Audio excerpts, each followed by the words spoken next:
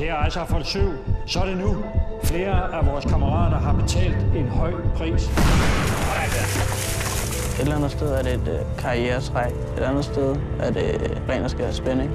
Jeg har ikke personligt valgt på noget politisk grundlag, eller det er sgu mest for oplevelse og spænding. Det ville være skide hammerende ærgerligt at komme hjem uden benet, for eksempel. Ikke? Men igen, altså, man kan lave masser af ting uden benet, ikke? Passer du rigtig meget på.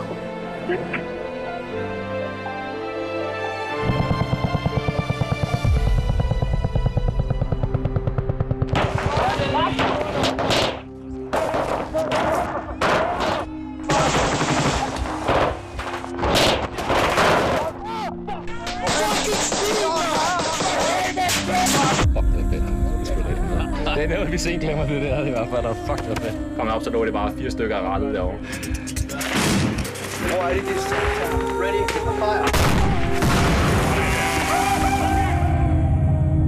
Jeg kom ned med den holdning, at krig koster også civiltab.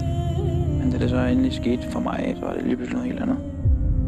Altså, kan man virkelig leve i sådan en lille lukket verden, så det der, du ser i TV-avisen hver dag med tusinder af mennesker, der dør hele tiden, så kan det ikke røre mig, at der dør en pige hernede. Lad os i respekt minde vores 3 kammerater. Øjensynligt er der nogen, der har ringet hjem og fortalt, at vi har likvideret sårede talibanere. Er der nogen, der mener, det er det, vi har gjort? Vi har pligt til at fortsætte ufortøvet, når nationen nu engang har udstukket den politiske linje, som den har.